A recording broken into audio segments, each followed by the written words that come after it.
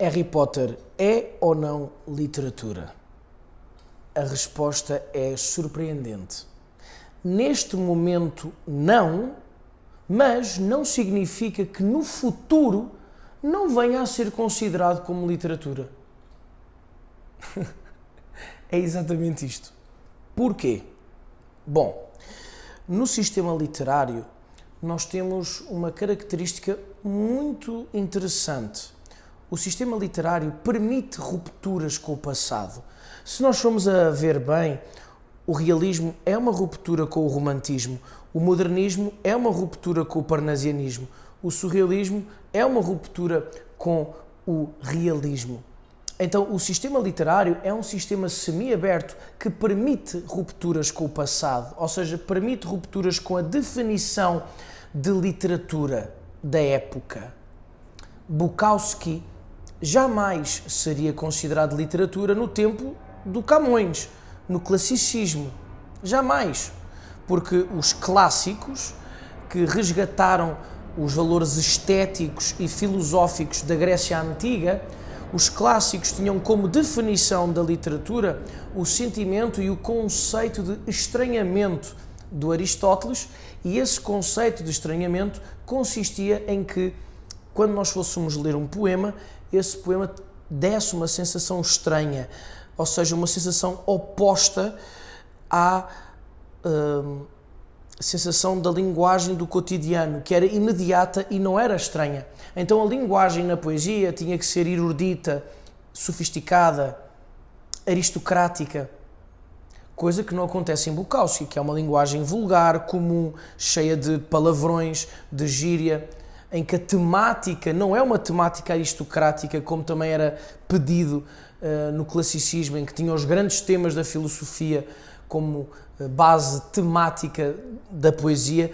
O Bukowski fala de prostituição, de sexo, de mulheres, de relações promíscuas, de bebedeiras, de álcool, de ressacas, de apostas de sorte e azar, não é? Jogos de sorte e azar. Então ele nunca seria considerado poesia no século XVI. Contudo, é considerado hoje, porque apesar do sistema literário ser um sistema semi-aberto, ao mesmo tempo ele também é um pouco fechado, ou seja, nós temos algumas características que são transversais às épocas, que podemos dizer assim, ok, isto é literatura, isto é um texto literário. E nós neste momento não temos isso em Harry Potter. O Harry Potter, não obstante da grande capacidade imaginativa da J.K. Rowling em criar um mundo de fantasia realmente único, não é? A J.K. Rowling, com Harry Potter, ela está criando entretenimento e não arte através das palavras e não literatura. E essa intenção é fundamental para fazer essa distinção. O Harry Potter hoje é considerado paraliteratura. Isto significa, a paraliteratura são todos os termos que, são todas as formas de literatura não canónicas, que não são consideradas canónicas, que não pertencem aos três grandes géneros literários canónicos, precisamente, que é a poesia, a prosa e o teatro, não é? A dramaturgia. A dramaturgia. Engano-me sempre a dizer esta palavra, é impressionante. E o que é que está dentro desta secção da paraliteratura? Romance policial, fantasia, não é? O Harry Potter, o Senhor dos Anéis, aquele romance light, também temos, portanto, o que é que nós temos também aqui mais? Banda desenhada, literatura oral, autoajuda, também uma coisa que não podemos esquecer, aqueles livros de autoajuda, de motivacional. Então isso é tudo para literatura. O que é que significa para literatura? Significa que o prefixo para, primeiro, é menos pejorativo que o prefixo que antes nós usávamos, que era infraliteratura. Este infra queria mesmo remeter para inferior. Ou seja, os críticos literários consideravam uma literatura inferior.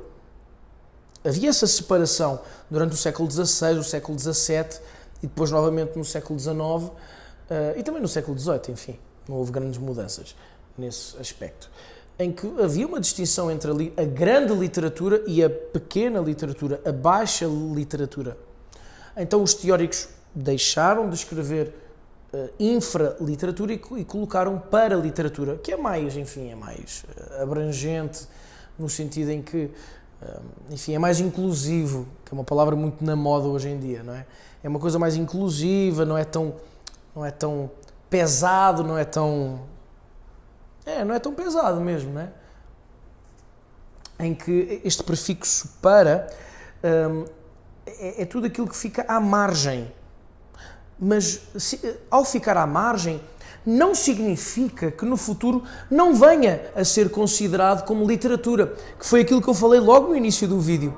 Não significa hoje Harry Potter, ao ser considerado para a literatura, ou seja, ser considerado um género que está à margem da literatura canónica, não significa que efetivamente não possa vir a ser considerado um texto canónico pertencente à grande literatura.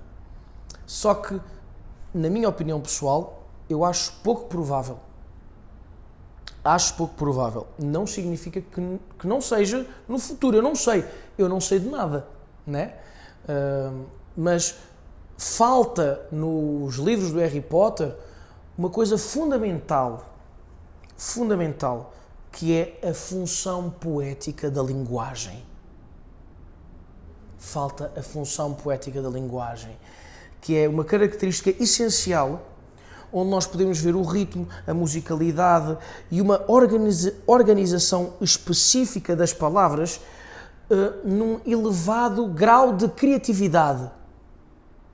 Isso não existe na J.K. Rowling. Se nós formos a ver a forma como a J.K. Rowling escreve, é uma escrita árida, jornalística, não é? Que tem como objetivo realmente transportar o leitor para aquele mundo fantástico.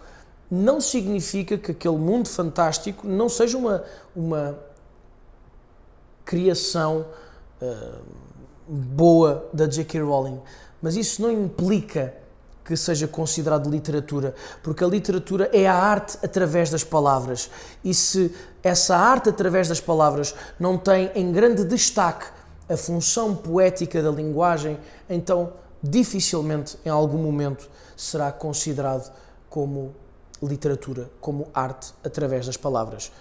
E há outra coisa também muito importante: entretenimento dificilmente será literatura, mas literatura poderá ser com certeza entretenimento. Eu, quando leio um livro do Dostoiévski, é literatura e eu estou-me divertindo, eu estou-me entretendo. Mas se eu for a ler um livro de banda desenhada, por exemplo, é entretenimento, mas dificilmente será literatura. Dificilmente será arte através das palavras.